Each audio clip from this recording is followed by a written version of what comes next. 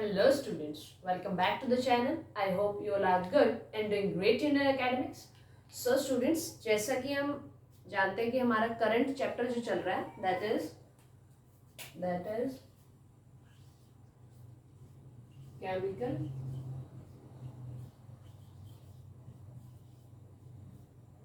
reactions and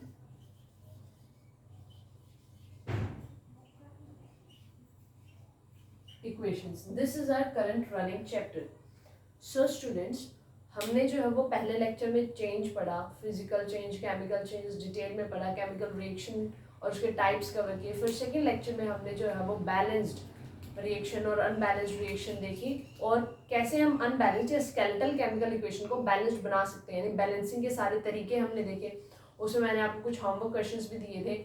उसके बाद कल वाले लेक्चर में जो है वो हमने कि बैलेंस्ड केमिकल इक्वेशन को ज़्यादा से ज़्यादा इन्फॉर्मेटिव हम कैसे बनाएं, यानी जब हम कोई रिएक्शन को लिखें, जैसे हमने कोई पेपर में कोई जो है वो रिएक्शन मेंशन कर रखी है, तो एग्जामिनर जो है वो उससे ज़्यादा डेटा जो है वो एक्सट्रैक्ट आउट कर पाए, फिजिकल स्टेट ऑफ रिएक्टेंट और प्रोडक्ट जो है वो एक्सट्रैक्ट आउट कर जाए पाए उसका डेटा कि हमारे पास कौन सॉलिड में है, कौन लिक्विड में है, कौन हमारे पास गैस में है, कौन कंसनट्रेटेड है, कौन डाइल्यूट है। उसके लिए हमने पढ़ा कि हमें CO, NC और DIL मेंशन करना होता है। इस रिएक्शन की ऑप्टिमम कंडीशंस क्या है, तो हमने उसका मेंशन करने का तरीका देखा।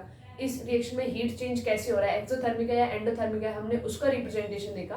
तो एग्जैक्टली लास्ट लेक्चर जो था दैट वाज ऑल अबाउट कि ways to make a balanced chemical reaction और इक्वेशन मोर इंफॉर्मेटिव। आज जो हम स्टार्ट करने वाले हैं that will be our most important topic of this chapter, that is types of chemical. कि हमारे पास जो दिस इज रिएक्शन स्टूडेंट्स की मैंने आपको पहले लेक्चर में बता दिया कि मेरा नोटेशन जो रहेगा वो आप ध्यान रखें। जैसे पॉजिटिव को मैं जो है वो ऐसे रिप्रेजेंट कर देती हूँ, नेगेटिव को ऐसे, वैसे ही रिएक्शन को ऐसे और इक्वेशन को ऐसे, ठीक है। तो ये आप भी यूज कर सकते हैं, ओके। सो आज जो हमारा टॉपिक रहने वाला है that is types of chemical reaction. We are moving on to the most important part of this chapter now, so please stay focused. अब टाइप्स में अगर हम बात करते हैं तो मैंने आपको पहले ही दिन जो था वो ब्लूप्रिंट देते हुए इस चैप्टर का बताया था कि सबसे पहले हम डिस्कस करेंगे combination reaction. Firstly we are going to discuss about the combination reactions, combination reaction. Second one is decomposition reaction, फिर कॉम्बिनेशन रिएक्शन और उसके टाइप्स, ठीक है। ये कॉम्बिनेशन रिएक्शन में जो भी कुछ आपको ध्यान रखना है वो हम सारा डिस्कस करने वाले हैं, okay. Decomposition reaction and its types, उसके बाद डिस्प्लेसमेंट रिएक्शन,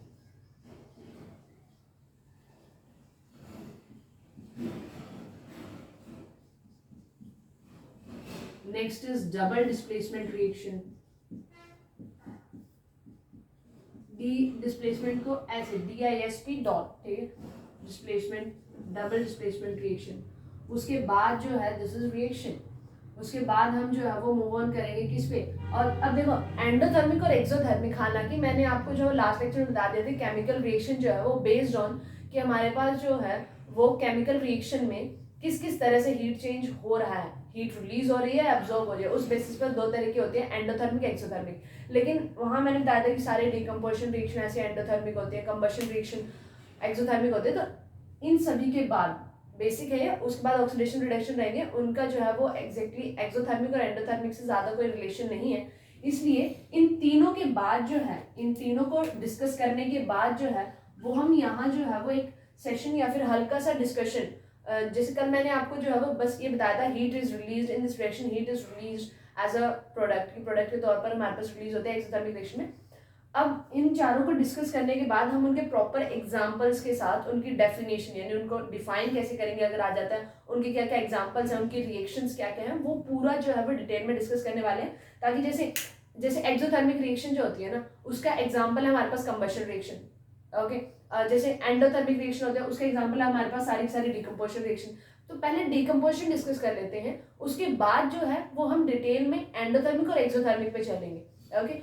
लास्ट लेक्चर में जो है वो मैंने आपको इनके बारे में थोड़ा सा हिंट इसलिए दिया था क्योंकि वो भी एक तरीका है किसी रिएक्शन को ज़्यादा से ज़्यादा इन्फॉर्मेटिव बनाने का, इसलिए मैंने थोड़ा डिस्कशन वहाँ एंडोथर्मिक और एक्सोथर्मिक का जो था वो किया था। सो यहाँ हम पढ़ेंगे एक्सोथर्मिक, यहाँ एक्सोथर्मिक एंड एंडोथर्मिक रिएक्शन के बारे में भी जो है वो पढ़ेंगे रिएक्शन। उसके बाद जो मूव ऑन करते हैं वही move to oxidation and reduction. हम पढ़ेंगे ऑक्सीडेशन रिएक्शन कौन सी रिएक्शंस होती हैं, रिडक्शन रिएक्शन कौन सी रिएक्शंस होती है। देखो इनके ऑक्सीडेशन रिडक्शन की जो है वो हमारे पास अलग अलग एस्पेक्ट्स हैं, बेस्ड ऑन हाइड्रोजन रिमूव और ये ऐड, और बेस्ड ऑन ऑक्सीजन रिमूव और ये ऐड, और ये बेस्ड ऑन इलेक्ट्रॉन्स यानी इलेक्ट्रॉनिक कंसेप्ट जो है ऑक्सीडेशन रिडक्शन का। ओके हम सारे तीनों के तीनों ये चीजें जो है हम डिस्कस करने वाले हैं, तीनों बेसिस। ओके और जिन रिएक्शन में ऑक्सीडेशन रिडक्शन दोनों होता है, रिडॉक्स, उसके क्या एग्जांपल्स हैं वो भी हम डिस्कस करने वाले हैं। सो ये जो है उसके बाद कोरोजन, रेसिडिटी और everyday effect in our life of oxidation वाला टॉपिक रहेगा, that is different from this topic types of chemical reaction. तो ये सभी टाइप्स ऑफ केमिकल रिएक्शन है, दिस ये तो मेन है, ये जो है वो हमारे पास असेसरी है। ठीक है, जैसे बीच बीच में अगर हमसे पूछ जाए decomposition reaction are dash means fill in the blanks में, तो वी नो एक्सोथर्मिक रिएक्शन, तो एक्सोथर्मिक का मतलब तो पता होना चाहिए ना, इसलिए तो ये मेन है, ये असेसरी कुछ केमिकल रिएक्शन जो आपको पता होनी चाहिए। सो प्लीज राइट इट डाउन, मैं हल्का सा साइड हो जाऊंगी आज। ओके तो ये आप लिखें कि कौन कौन सी केमिकल रिएक्शन जो है वो हमें पढ़नी है।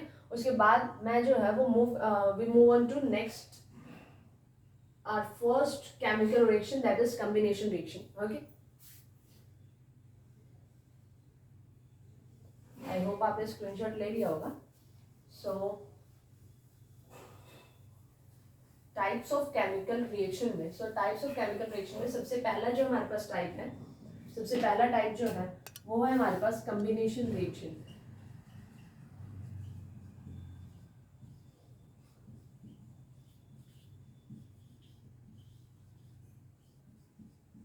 कॉम्बिनेशन रिएक्शन, देखो स्टूडेंट्स एक छोटी सी बात आप ध्यान रखना कि कॉम्बिनेशन रिएक्शंस को जो है ना वो सिंथेसिस रिएक्शन भी कहा जाता है।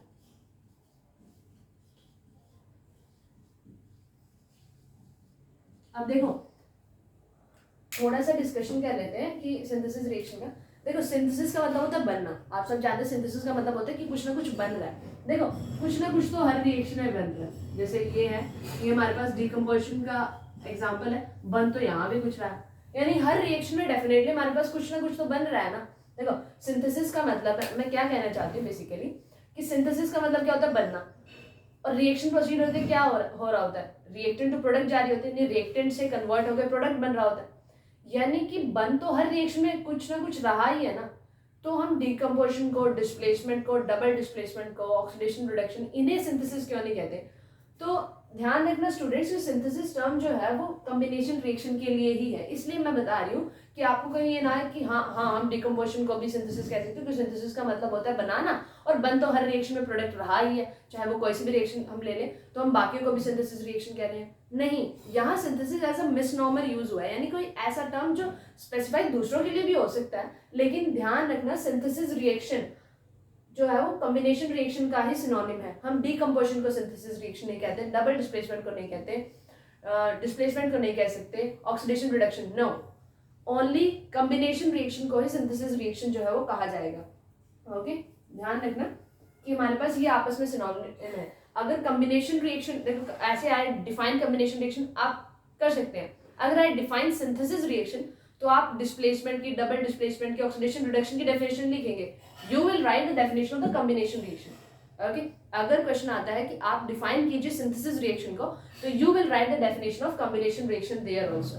ओके सो पहले मैं जो है वो इसकी डेफिनेशन लिख देती हूँ, उसके बाद जो है वो हम इसके बारे में डिस्कशन करेंगे। सो अ केमिकल रिएक्शन की कॉम्बिनेशन रिएक्शन क्या है, एक ऐसी chemical reaction, a chemical reaction in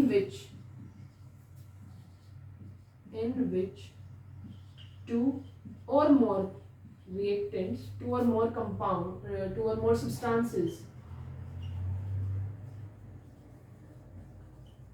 that substances can be element or compound, a chemical reaction in which two or more substances, element or compound, combine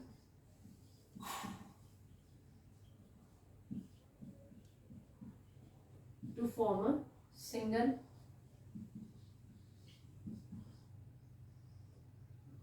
product.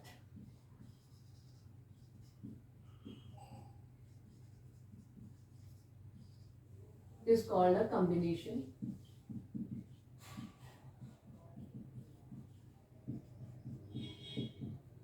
Okay so इससे पहले कि हम इसके बारे में इस डेफिनेशन में अंदर जाएं तो एक बार आप जो है वो एलिमेंट और कंपाउंड का मतलब समझ लीजिए.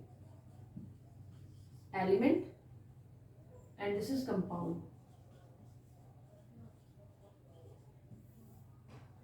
तो देखो स्टूडेंट्स, एलिमेंट क्या होता है? एलिमेंट एक ऐसा मॉलिक्यूल जिसमें हमारे पास सेम तरह के क्या हो, या फिर एलिमेंट एक ऐसा सब्सटेंस होता है. Substance is SUBS dot. ठीक है, substance in which same type of atom हो. ठीक है, दिस इज प्रेजेंट. ठीक है, तो एलिमेंट हम क्या किसे कहेंगे कि कोई भी हमारे पास मॉलिक्यूलर फॉर्मूला जो है वो क्वेश्चन में रिप्रेजेंट किया गया है. अगर उस मॉलिक्यूल में अगर उस सब्सटेंस में हमारे पास सेम टाइप ऑफ एटम्स है ना, यानी कि एटम्स के विद रिस्पेक्ट टू जो है वो हमें होमोजेनिटी दिख रही है. होमोजेनिटी ऑफ एटम्स कहने का मतलब हमें जो है वो क्या दिख रही है उस सब्सटेंस में. तो देखो, एलिमेंट उस सब्सटेंस को कहेंगे जिसमें हमारे पास same type of atoms present है. यानी अगर उस सब्सटेंस में हमें एटम्स के विद रिस्पेक्ट टू होमोजेनिटी दिख रही है. होमोजेनिटी का मतलब होता है एक समान, सेम टाइप.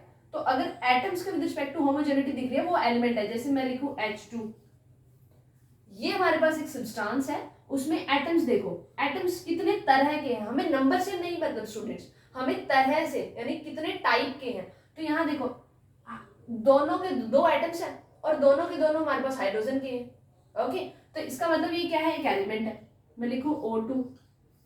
देखो, O2 क्या है, ऐसा सब्सटेंस है जिसमें हमारे पास नंबर ऑफ एटम्स दो है. नंबर से हमें कोई मतलब नहीं है स्टूडेंट्स, हमें टाइप देखना है. तो देखो, टाइप ऑफ कि दोनों दो एटम्स तो हैं लेकिन दोनों के दोनों ऑक्सीजन के हैं, यानी सेम टाइप ऑफ एटम्स है. तो ये भी एक एलिमेंट है. अगर मैं कहूं NH4Cl, ये क्या है? तो देखो स्टूडेंट्स, यहाँ हमारे पास टोटल 6 एटम्स हैं, लेकिन 6 में से 4 हाइड्रोजन के हैं, 1 नाइट्रोजन का है, 1 क्लोरीन का है. यानी कि एटम्स के रिस्पेक्ट यहाँ होमोजेनिटी नहीं दिख रही, यानी सेम टाइप ऑफ एटम्स यहाँ प्रेजेंट नहीं है, different types of atoms present है. तो ये जो है वो हमारे पास एलिमेंट में काउंट नहीं किया जाएगा. ओके, वहीं अगर हम कंपाउंड की बात करते हैं, कंपाउंड होता है सब्सटेंस इन विच एटम्स के विद रिस्पेक्ट टू तो हेटेरोजेनिटी देखने को मिल सकती है, लेकिन मॉलिक्यूल सेम तरीके के. यहाँ क्या थे, substance in which same type of atom present. यहाँ है सब्सटेंस इन विच सेम, कि हमारे पास मॉलिक्यूल तो सेम टाइप का उस सब्सटेंस में, same type of molecule,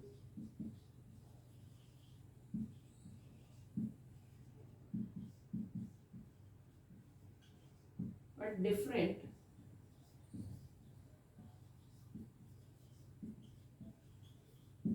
type of atoms.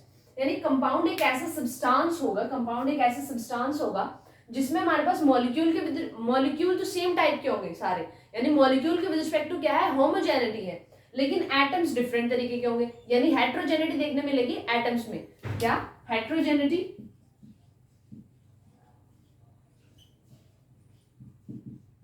हेटेरोजेनिटी in atoms, यानी एटम्स के विद रिस्पेक्ट टू तो हमें वहां हेटेरोजेनिटी यानी सेम टाइप के एटम्स हमें देखने को नहीं मिलेंगे, वहां डिफरेंट टाइप के एटम्स होंगे.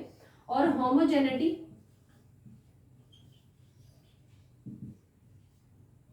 विद रिस्पेक्ट टू, अगर हम मॉलिक्यूल्स के विद रिस्पेक्ट टू देखते हैं तो वहां हमारे पास होमोजेनिटी देखने को मिलेगी. जैसे यहां हमने कहा था कि एलिमेंट एक ऐसा सब्सटेंस होता है जिसमें सेम टाइप के एटम्स प्रेजेंट हो. तो जहां एटम सेम थे, यहाँ एटम सेम नहीं थे, तो ये एलिमेंट नहीं हुआ. लेकिन अगर हम यही चेक करते हैं, जैसे कि NH4Cl, लेट अस से हमारे पास ये है, हमारे पास जो है वो अमोनियम क्लोराइड का एक क्रिस्टल है। क्रिस्टल क्या होता है? क्रिस्टल होता है स्टूडेंट, जैसे कि हमारे पास ये मार्कर का एक क्रिस्टल है ऐसे, ठीक है। तो हमारे पास NH4Cl का एक क्रिस्टल है, तो NH4Cl में NH4Cl के मॉलिक्यूल्स प्रेजेंट होंगे ना, यानी NH4 सॉलिड मैंने लिखा, इसका मतलब NH4 जो हमारे पास क्रिस्टल है वो हमारे पास है, तो NH4 के क्रिस्टल में NH4Cl के ही मॉलिक्यूल्स प्रेजेंट होंगे ना।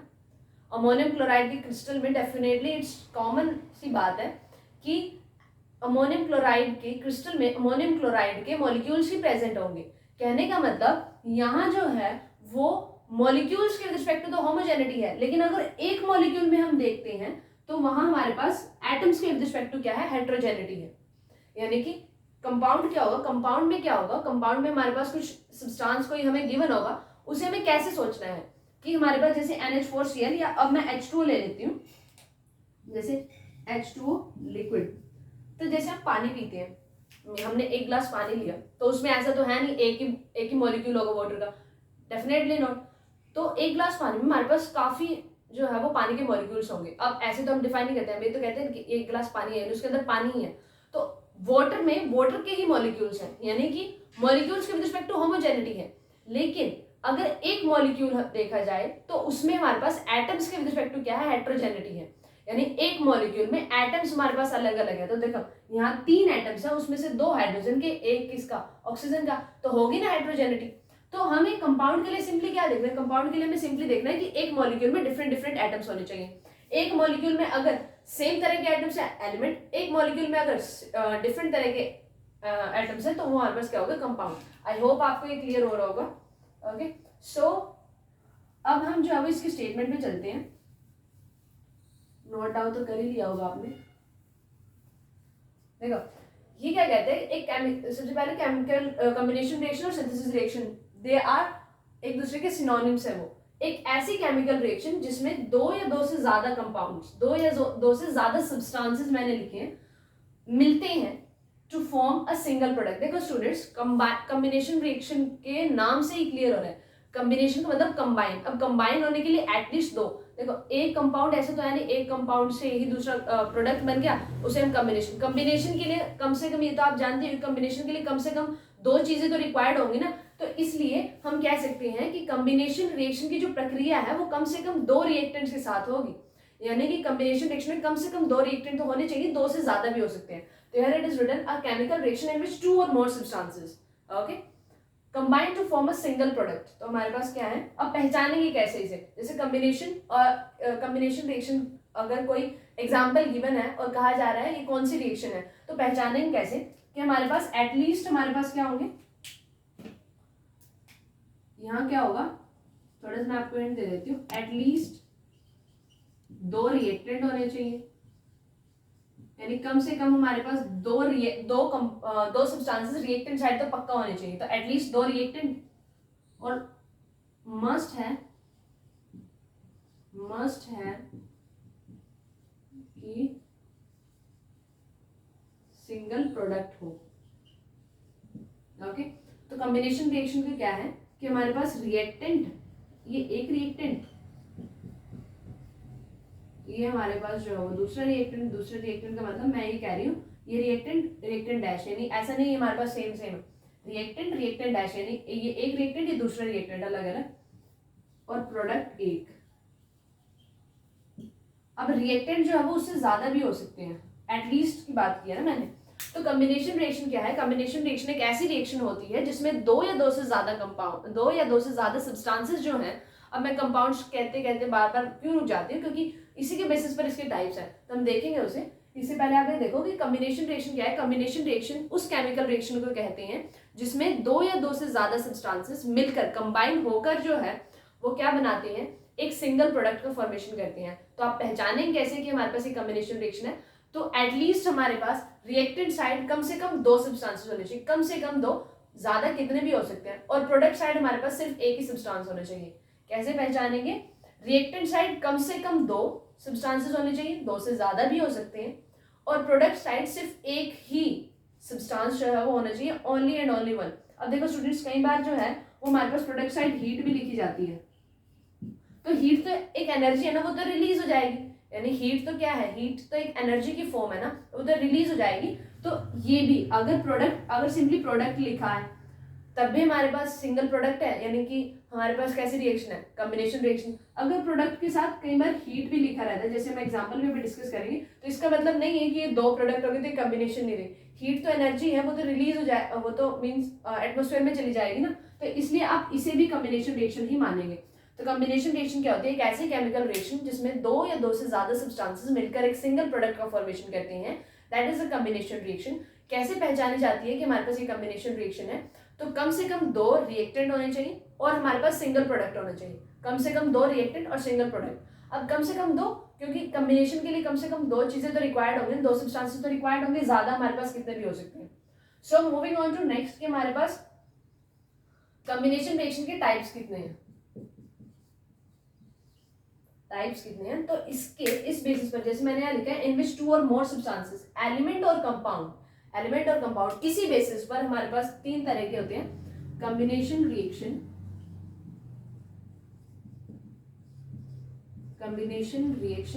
थोड़ा स्पेस में जनरेट कर देते हैं, ये आपने नोटा, कम से कम दो रिएक्टेंट तो होने चाहिए, दो से ज्यादा भी हो सकते हैं, मस्ट है कि हमारे पास सिंगल प्रोडक्ट हो, this is reactant plus reactant dash, यानी दोनों अलग अलग है, प्लस में हमारे पास कितने भी हो सकते हैं, सिंगल प्रोडक्ट होना चाहिए। ध्यान रखना प्रोडक्ट के साथ हीट भी लिखी हो सकती है कॉम्बिनेशन रिएक्शन में, ओके।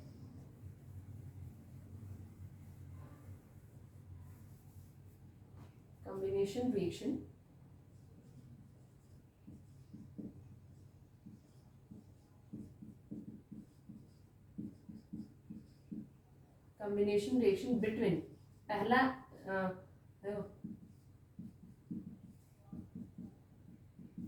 पहला टाइप जो है वो है कि कॉम्बिनेशन रिएक्शन किसके बीच, यहाँ था कि कॉम्बिनेशन रिएक्शन जिसमें दो या दो से ज्यादा सब्सटेंसेस क्या करे, कंबाइन करे एक सिंगल प्रोडक्ट में। सब्सटेंस में मैंने लिखा था एलिमेंट या कंपाउंड, तो एक combination reaction between element and compound, यानी अभी हम दो का केस ले रहे हैं कि हमारे पास दो रिएक्टेंट है, कि हमारे पास क्या है, दो रिएक्टेंट है, उस बेस पर एलिमेंट्स एंड एलिमेंट,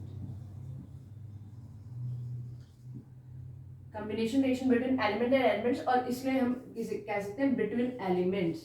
कहने का मतलब रिएक्शन हो रही है सिर्फ एलिमेंट्स के बीच में। दूसरा हम लिख सकते हैं एलिमेंट एंड कंपाउंड,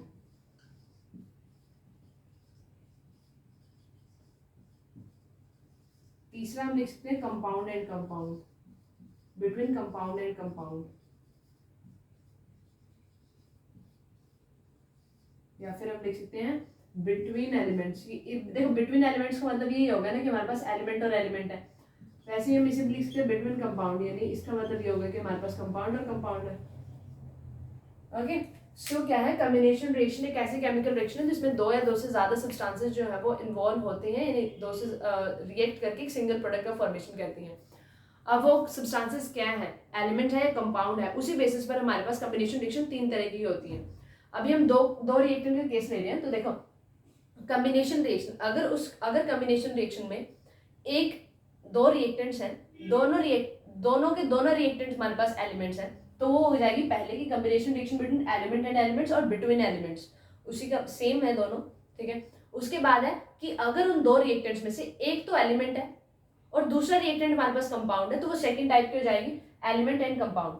फिर अगर हमारे पास दो रिएक्टेंट्स में से दोनों के दोनों हमारे पास कंपाउंड्स हैं, तो वो हो जाएगी हमारे पास combination reaction between compound and compound, okay. So please write it down.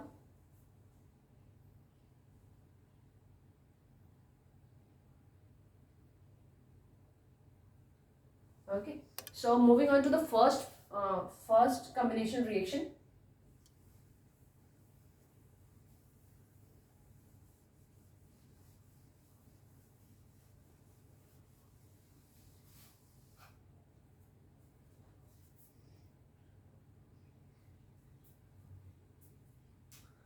So सबसे पहला जो हमारे पास कॉम्बिनेशन रिएक्शन का टाइप था, that was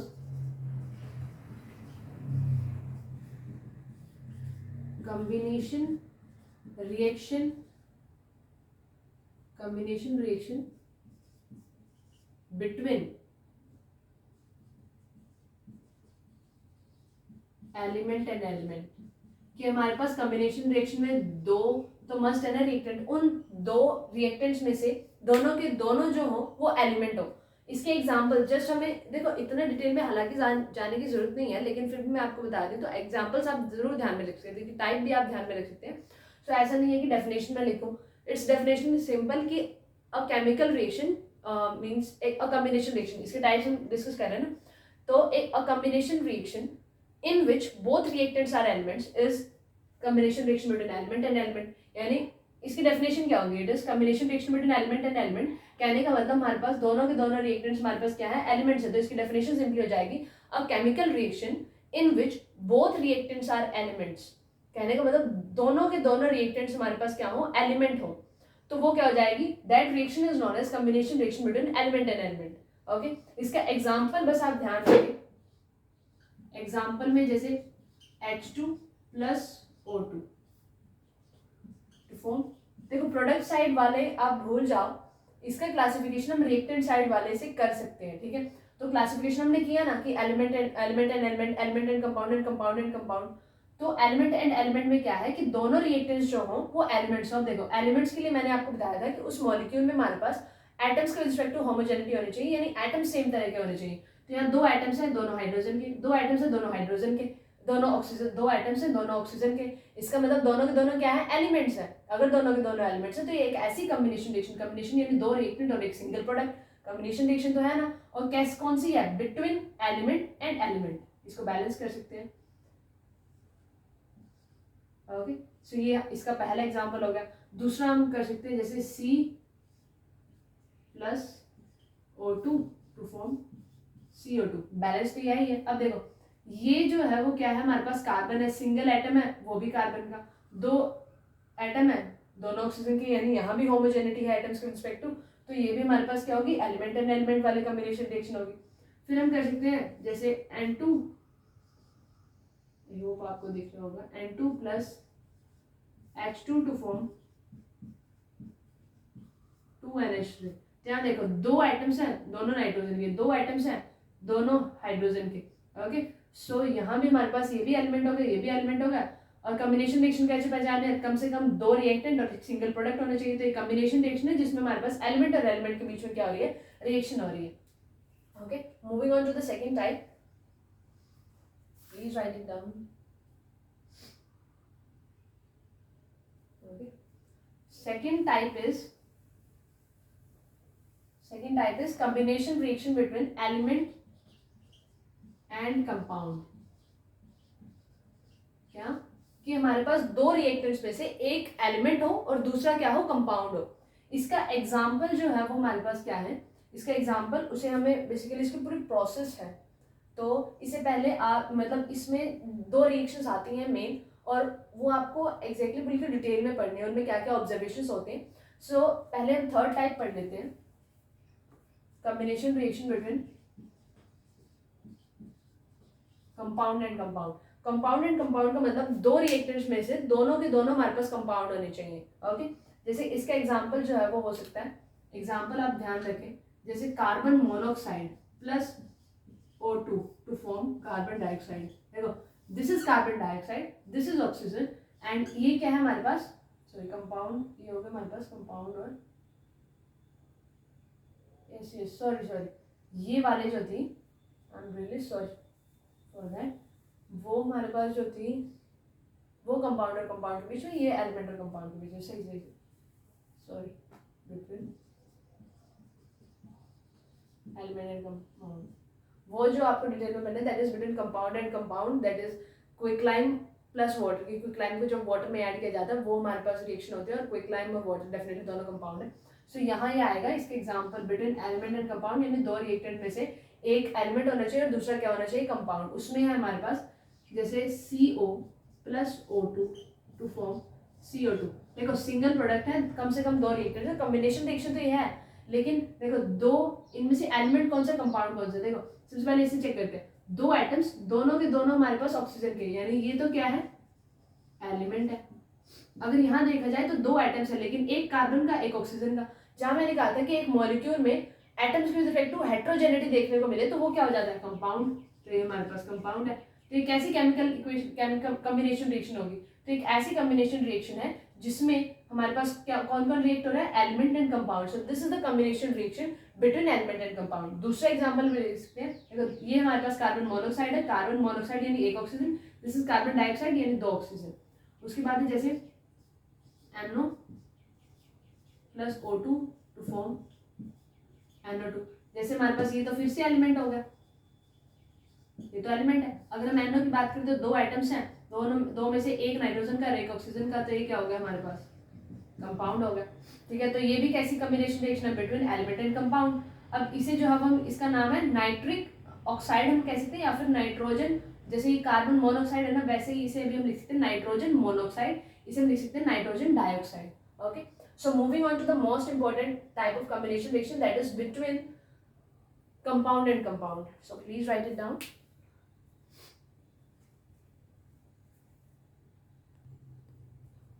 Okay students, so moving on to next type, that is combination reaction between compound and compound. Okay, यानी दोनों reactant हमारे पास कैसे होंगे, कंपाउंड होंगे। सो इसमें दो एग्जांपल मेन है, उसमें से पहले मैं आपको दूसरा सो इसमें दो एग्जांपल मेन है, let's move on to that part. Example से आप इसको समझे तो ज़्यादा अच्छा रहेगा। दैट इज एग्जांपल, पहला एग्जांपल जो है that is NH3 plus HCl to form NH4Cl। तो पहले तो आप इसे बैलेंस करें, definitely it is balance. So इसे ज़्यादा इंफॉर्मेटिव बनाने के लिए this is gas, this is gas, या फिर आप कंफ्यूज हो जाएंगे, ज़्यादा डेटा हम लिख नहीं, क्योंकि हमें पूरा स्टडी करना है। तो अभी के लिए आप इतना समझिए कि ammonia, this is what, this is ammonia, this is hydrochloric acid. देखो नाम आपको थोड़े का तो पता होना चाहिए। And this is ammonium, this is जैसे ये होगा हमारे पास NH4 प्लस और Cl माइनस, तो जब माइनस में होता है तो आइड लगता है, और दिस इज अमोनियम। सो इस पूरे का नाम हो गया हमारे पास ammonium chloride.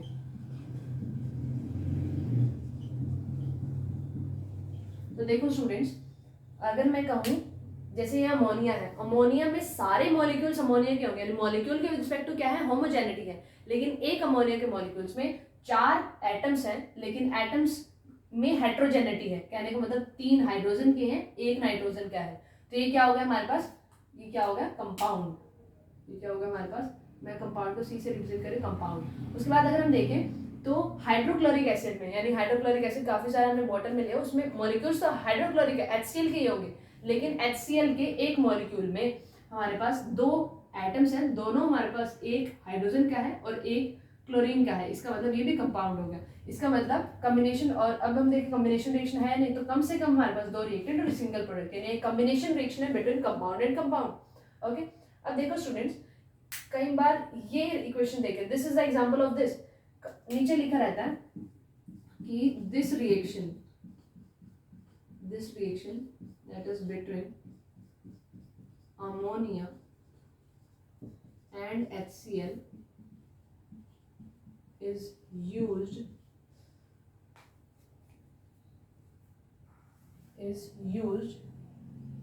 to detect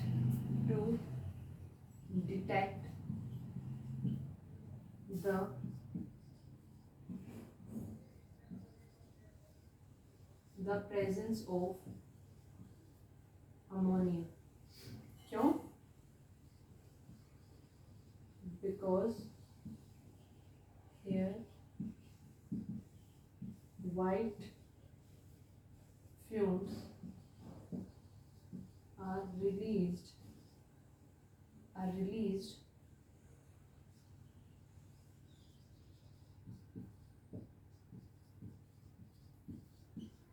exactly क्या किया जाता है, अगर हमें ये पता लगाना ना इस रिएक्शन मतलब है कि इस रिएक्शन का यूज, यानी इस रिएक्शन का यूज किया जाता है कि हमारे पास उस सॉल्यूशन में, जो हमारे पास गिवन सॉल्यूशन है, जो हमारे पास गिवन सब्सटेंस गिवन सॉल्यूशन है ना, उसमें हमारे पास अमोनिया प्रेजेंट है या नहीं, इस चीज का पता लगाने के लिए इस रिएक्शन का यूज किया जाता है। क्यों? क्योंकि यहाँ व्हाइट फ्यूम्स रिलीज होते हैं किसके, NH4Cl के। तो बेसिकली देखो ये है कि अगर हमारे पास कोई सॉल्यूशन हमें गिवन है, लेट अस से हमारे पास कोई X सॉल्यूशन हमें गिवन है, अगर हमसे कहा जाए कि हमें इसमें पता लगाओ कि हमारे पास इसमें क्या इसमें अमोनिया है या नहीं, यानी लेट अस से हमारा प्रैक्टिकल हो रहा है और उसमें हमें जो है एक कंटेनर दे रखा है जिसमें हमारे पास जो है वो X चीज़ है कोई, यानी कोई X कंटेनर है जिसमें यानी कि लेट अस से हमारे पास हमारे प्रैक्टिकल के दौरान जो है वो हमें क्या दे रखा है, कि एक बीकर में हमें जो है वो कोई एक्स लिक्विड दे रखा है, एक बीकर है उसमें हमारे पास कोई एक्स लिक्विड है, और हमसे कहा गया है कि चेक करो whether this liquid contains NH3 और नॉट, कि इसमें हमारे पास जो है वो अमोनिया है या नहीं है। तो इस बात का पता कैसे लगाया जाएगा, हम क्या करेंगे, उस बीकर में HCl ऐड करेंगे, ठीक है, उस बीकर में क्या ऐड करेंगे, HCl ऐड करेंगे। HCl ऐड करने के बाद अगर उससे व्हाइट फ्यूम्स निकलने लगे तब तो उसमें NH3 है, लेकिन अगर व्हाइट फ्यूम्स नहीं निकले इसका मतलब उसमें NH3 नहीं है। क्यों? क्योंकि अगर हम हाइड्रोक्लोरिक एसिड पुट करेंगे और उसके अंदर NH3 हुआ तो हमारे पास वो रिएक्ट करेगा और अमोनियम क्लोराइड बनाएगा, और अमोनियम क्लोराइड के हमारे पास कैसे फ्यूम्स निकलते हैं, अमोनियम क्लोराइड के जो है वो हमारे पास कैसे फ्यूम्स निकलते हैं, इसके क्या निकलते हैं, white fumes are released,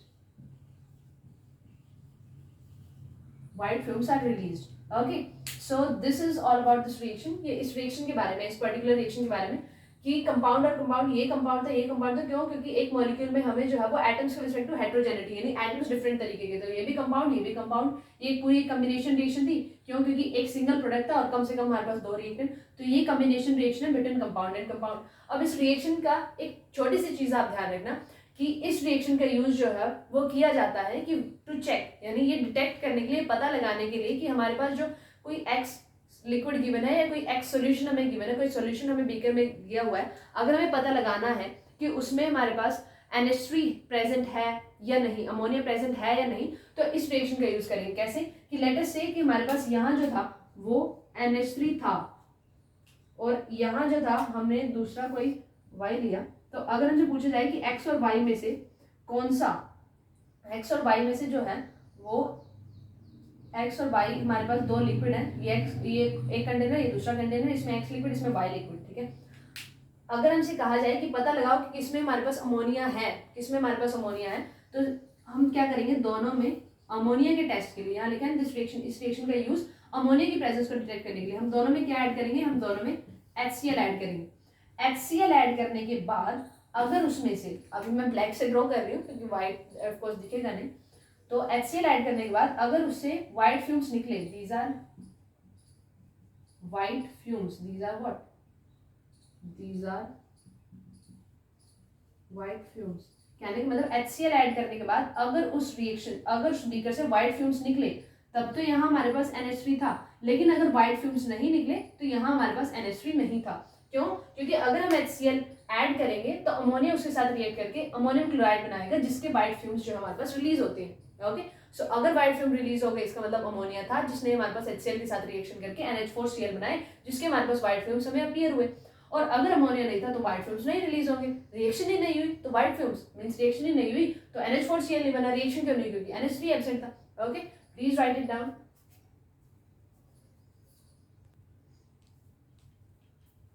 so students, इसी टाइप में combination reaction between compound and compound में एक रिएक्शन और है, that is reaction between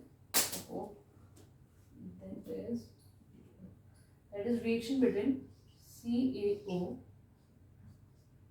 and H2O, कि हमारे पास ये CaO सॉलिड है, ये H2 हमारे पास लिक्विड है, दैट फॉर्म CaOH2, ये हमारे पास एक्वस बनेगा, H2 है ना, यानी जब इसमें ऐड किया जाएगा तो हमारे पास वाटर एक सॉल्वेंट की तरह एक्ट करेगा, और जब वाटर एज अ सॉल्वेंट होता है किसी सॉल्यूशन में तो क्या उसे कैसे रिप्रेजेंट करते हैं, AQ से हम जो है वो क्या करते हैं, रिप्रेजेंट करते हैं, दिस इज H प्लस में हीट भी यहाँ हमारे पास रिलीज होगी। देखो पहले तो हम ये चेक करेंगे कि ये हमारे पास जो है वो कॉम्बिनेशन रिएक्शन है या नहीं, तो कम से कम हमारे पास 2 रिएक्टेंट होने चाहिए, एक सिंगल प्रोडक्ट होने चाहिए, है, इसका मतलब कॉम्बिनेशन रिएक्शन तो है। अब मैंने आपको पहले ही बता दिया था कि अगर हमारे पास हीट लिखी है तो हीट तो एक एनर्जी की फॉर्म है, उसे एज अ तो हीट तो जो है वो एक एनर्जी की फॉर्म है, वो तो एटमॉस्फेयर में चली जाएगी।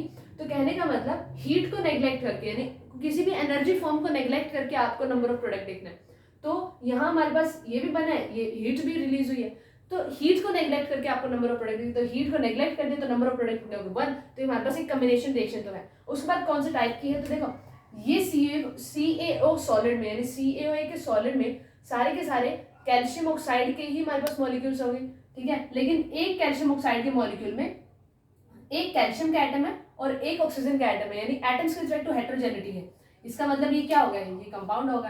उसके बाद जैसे एक वाटर मॉलिक्यूल में, मैंने आपको वहाँ एग्जाम्पल में बता दिया था, वाटर के मॉलिक्यूल में हेटेरोजेनिटी एटम्स के रिस्पेक्ट, यानी 2 एटम्स हमारे पास हाइड्रोजन के हैं और एक एटम हमारे पास जो है ऑक्सीजन का है, तो ये भी कंपाउंड होगा। यानी एक कॉम्बिनेशन रिएक्शन तो थी, लेकिन combination reaction between compounded compound है, ठीक है। उसके बाद स्टूडेंट कुछ एक्स्ट्रा डेटा है इस रिएक्शन के बारे में, कुछ एक्स्ट्रा इंफॉर्मेशन है जो डेफिनेटली आपको ध्यान में रखनी है।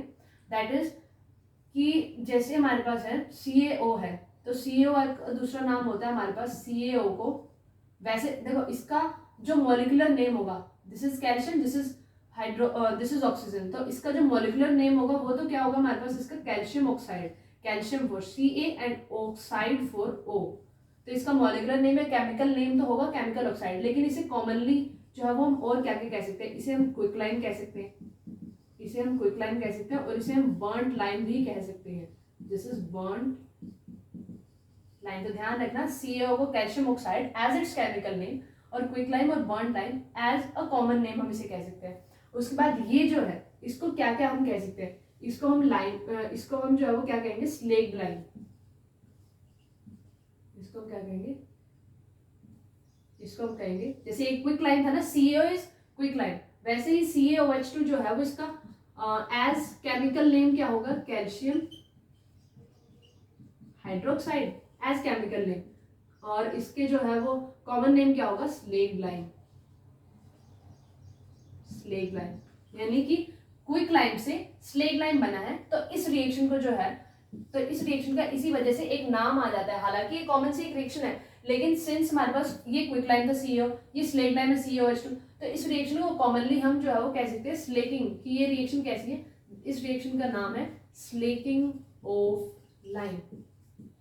तो अगर हमसे पूछा जाए कि हमें स्लेकिंग ऑफ लाइन वाली रिएक्शन लिखनी है, मींस हमें जो है वो केमिकल इक्वेशन लिखना है स्लेकिंग ऑफ लाइन की, तो आप कौन सी रिएक्शन लिखेंगे, ये। क्यों स्लेकिंग ऑफ लाइन? क्यों? क्योंकि लाइन की हम स्लेकिंग कर रहे हैं, this is quick line and उसकी हम स्लेकिंग कर रहे हैं। अब देखो स्टूडेंट्स, क्विक लाइन लिखा है तो ये, स्लेक लाइन लिखा है तो ये, अगर सिंपली लाइन लिखा हो, अगर सिंपली हमारे पास लिखा हो लाइन, कि हम लाइन को वाटर में डिसॉल्व कर रहे हैं तो कैसी रिएक्शन होगी, तब भी हमारे पास ये रिएक्शन होगी। तो क्विक लाइन लिखा हो तब तो ये, स्लेक लाइन लिखा हो तब भी ये, ठीक है। अगर सिंपली लाइन लिखा है तब भी हमारे पास कैल्शियम ऑक्साइड वाला ही हम जो है वो रेफर करेंगे, ओके। सो ये अभी इस रिएक्शन का बेस है। अब देखो ये रिएक्शन कैसी है, CO + H2 to form CaOH2 plus heat, यानी हमारे पास यहाँ हीट कौन सी साइड है, ये रिएक्टेंट साइड है, ये प्रोडक्ट साइड है, यानी हीट प्रोडक्ट साइड रिलीज हो रही है। यानी ये कैसी रिएक्शन होगी, the reaction between calcium oxide and water to form calcium hydroxide is an exothermic reaction. मैंने आपको कल बताया था कि एक्सोथर्मिक रिएक्शन जो है वो उसे पहचानते कैसे हैं, अगर हीट जो है वो प्रोडक्ट साइड लिखी है तो वो एक्सोथर्मिक रिएक्शन, ये हमारे पास क्या होगी, एक्सोथर्मिक रिएक्शन। आई होप आपको समझ में आ रहा होगा। अब जो है प्लीज राइट इट डाउन। अब हम इसके कुछ ऑब्जर्वेशंस, मींस इसके नाम ही दे सके, रिएक्शन तो हमें चाहिए ना, इसके कुछ ऑब्जर्वेशंस क्या हैं, ठीक है, वो नोट डाउन करेंगे। इसे क्या क्या कहते हैं, chemical name, common name, chemical name, common name, इस रिएक्शन का common name slaking of line, अगर सिंपली लाइन लिखा हो तब भी हमारे पास इसी को रेफर करता है। ये कैसी रिएक्शन है, हीट प्रोडक्ट साइड लिखी है तो ये हमारे पास एक्सोथर्मिक रिएक्शन है। अब इसके कुछ क्या है हमारे पास, इस रिएक्शन का कुछ हमें जो है वो क्या ध्यान रखना है, कुछ ऑब्जर्वेशंस हैं, इस रिएक्शन के कुछ ऑब्जर्वेशंस हैं,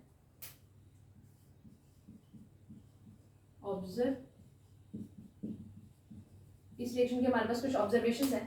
पहला ऑब्जर्वेशन तो ये है कि हमारे पास इस रिएक्शन की जो स्पीड होती है, इस रिएक्शन का जो रेट होता है वो बहुत फास्ट होता है, रेट और स्पीड ऑफ दिस रिएक्शन, यानी कि ये जो रिएक्शन करंटली रन हो रही है, इस रिएक्शन का जो रेट होता है वो वेरी फास्ट होता है, इसलिए हम कह सकते हैं ये रिएक्शन जो है वो बहुत ही विग्रस है, ओके। सो ध्यान रखना, पहला ऑब्जर्वेशन क्या है कि इस रिएक्शन, ये रिएक्शन की स्पीड जो होती है, इस रिएक्शन का जो रेट जो होता है वो बहुत फास्ट होता है, तो ये एक विग्रस रिएक्शन है, बहुत ही विग्रस रिएक्शन है, बहुत तेजी से फॉरवर्ड रिएक्शन जाएगी, यानी बहुत तेजी से हमारे पास हीट रिलीज होगी, यानी कि high amount of heat is,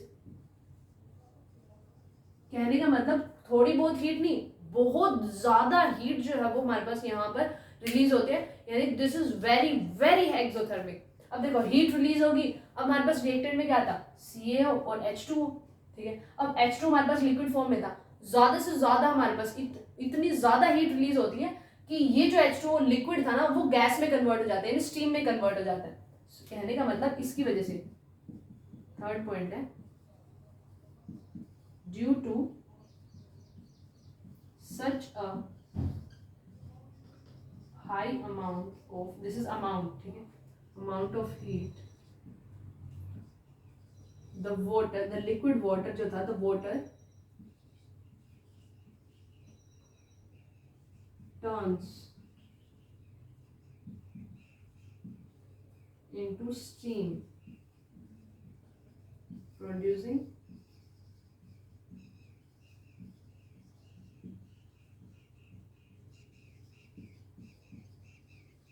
ठीक है। तो ये रिएक्शन, तो तीनों ऑब्जर्वेशन ध्यान से समझो कि ये जो रिएक्शन है ना उसका रेट बहुत फास्ट होता है। तो ये कैसी रिएक्शन होगी, विग्रस रिएक्शन होगी जिसका रेट बहुत बहुत बहुत फास्ट है। इतना फास्ट है कि हमारे पास हीट जो प्रोड्यूस होते हैं बहुत ज्यादा इंक्रीज होती है। कहने का मतलब high amount of heat release. कहने का मतलब ये रिएक्शन जो है वो क्या है हमारे पास, हाईली एक्सोथर्मिक। एक्सोथर्मिक का मतलब हीट, हाईली एक्सोथर्मिक का मतलब हमारे पास बहुत ज्यादा हीट यहाँ पर रिलीज होगी। अब इतनी ज्यादा हीट रिलीज होती है कि हमारे पास वाटर जो as liquid as reactant present था वो हमारे पास स्टीम में कन्वर्ट हो जाता है। Due to such a high amount of heat the water turns into steam. Steam का मतलब भाप में कन्वर्ट हो जाएगा। H2O गैस, इसका मतलब क्या है, स्टीम का मतलब क्या है, H2O गैस, ठीक है। Producing a hissing sound. कहने का मतलब देखो सिंपल सी बात है, जब लिक्विड गैस में कन्वर्ट होता है वो बुलबुले उठते हैं। जैसे आप गैस पे भी जब टर्न ऑन करेंगे तो हमारे पास जब H2O लिक्विड गैस में H2O गैस में यानी स्टीम में कन्वर्ट हो जाए तो करके आवाज आती है, ठीक है। बुलबुले उठते हैं, फिर फटते हैं, टप टप ऐसी। तो उसी साउंड को बेसिकली हम हिसिंग साउंड कहते हैं। तो अब याद रखना कि हमारे पास स्टीम में कन्वर्ट हुआ है, जब H2O लिक्विड H2O गैस में कन्वर्ट हो गया, यानी जब लिक्विड वाटर स्टीम में कन्वर्ट हो जाता है, हिसिंग साउंड करके जो है वो हमारे पास एक साउंड जो है वो प्रोड्यूस होती है। Okay, so please write it down. देखो स्टूडेंट्स, मैंने आपको जो है वो इसके दो नाम बताए। कैल्शियम हाइड्रोक्साइड है, इसके दो नाम, एक तो हमारे पास chemical name calcium hydroxide, common name slake lime. इसी के साथ साथ इसके यूज के बेसिस पर, इसके यूजेस के बेसिस पर इसका एक और नाम है,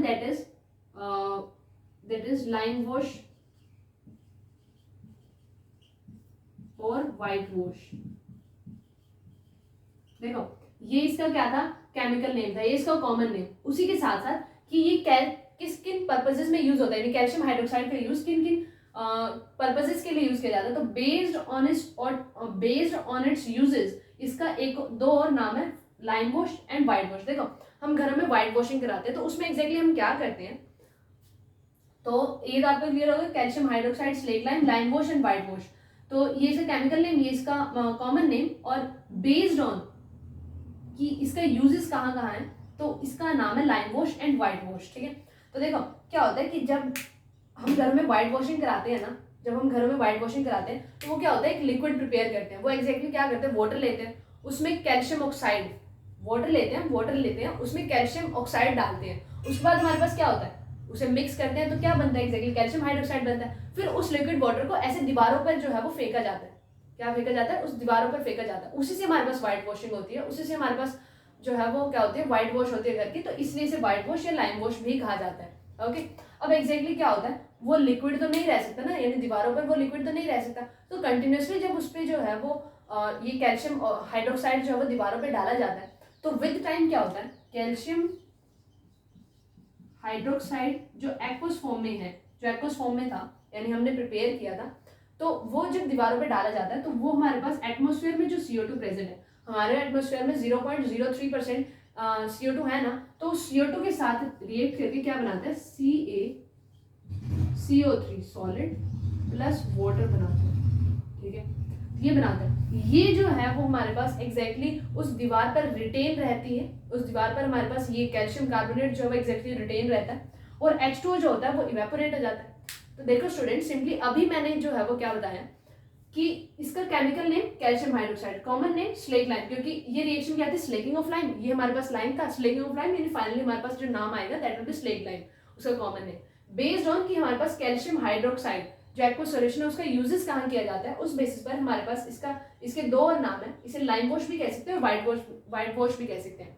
अब व्हाइट वॉश क्या, देखो घरों में जब हम व्हाइट वॉशिंग कराते हैं तो व्हाइट वॉशिंग करने वाले क्या करते हैं, H2O यानी पानी लेते हैं कंटेनर में, उसमें हमारे पास कैल्शियम ऑक्साइड डालते हैं, फिर उसे मिक्स करते हैं।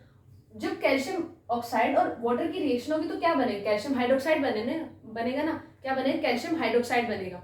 कैल्शियम हाइड्रोक्साइड जो एक्वस फॉर्म में बना है फिर दीवारों पर फेंका जाता है। अब लिक्विड तो दीवारों से नीचे उतर जाएगा, तो क्या होता है एग्जैक्टली क्या होता है कि जिससे वो रिटेन रहता है। तो एग्जैक्टली क्या होता है, ये जो हमारे पास कैल्शियम हाइड्रोक्साइड होता है ना, वो एटमॉस्फेयर में प्रेजेंट CO2 के साथ रिएक्ट करता है और किसका फॉर्मेशन करता है, CaCO3 का फॉर्मेशन करता है, H2 का फॉर्मेशन करता है, जो दीवारों पर रहता है, जो दीवारों को शाइनी अपीयरेंस देता है। This is this give shiny appearance, APP appearance to walls by retaining on them.